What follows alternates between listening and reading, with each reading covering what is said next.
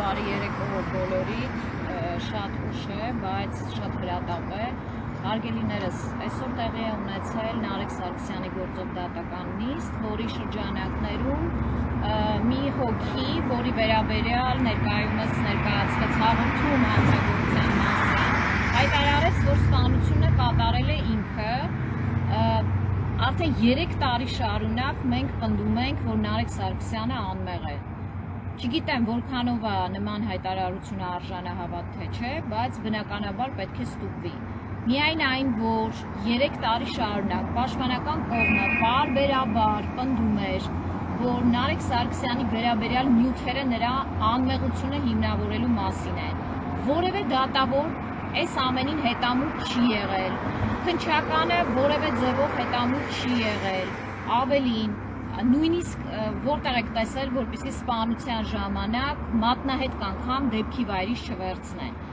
Էլ չեմ ասում, որ տուժողի մայրը միայն դատարանում ասաց, որ բնակարանից տեղի է ունեցել գողություն։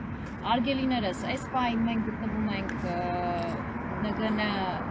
Երևան քաղաքի վարչությունում, ներկայացրել ենք հաղորդում, որ դատական նիստի ժամանակ ինձ համար իհարկե հասկանալի չէր, թե ինչի էր դատավորը առհասարակ այդ հայտարարության ժամանակ շատ արագ փորձում դուրս գալ դատանի դահլիճից, որովհետև դրանից հետո տեղի է ունեցել այնպիսի գործողություններ, որոնք կարելի ասել մեծ խառնաշփոթ են առաջացրել եւ այլն։ Վարույթ կնախաձեռնվի, կհասկանանք։ Դրանից հետո կարգադրիչներից մեկի մոտ սրտի կանգ է իհարկե արձանագրվել նախնական տվյալներով, մեզ համար այս ամեն ինչը ընդհանրապես հասկանալի չի, ինչպես տեղի ունեցավ։ Այսինքն դատարանը փոխարենը լսեր մի հատ, մենք էլ հասկանայինք ինչ հայտարարության մասին է, փոխարենը տվյալ անձին տեղում ձերբակալեին,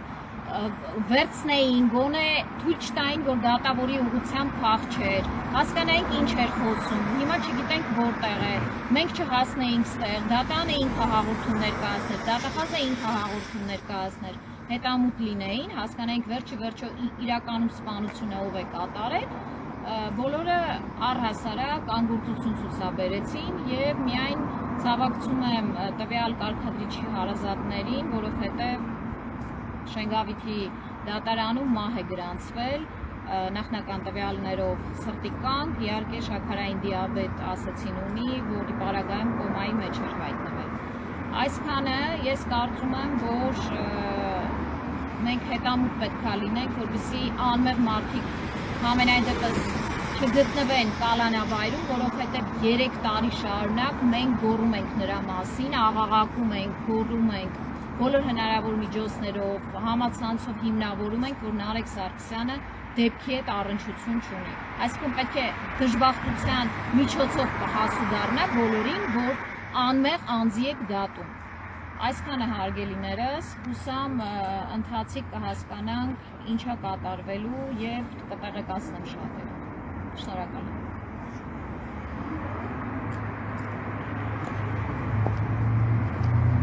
Завершить.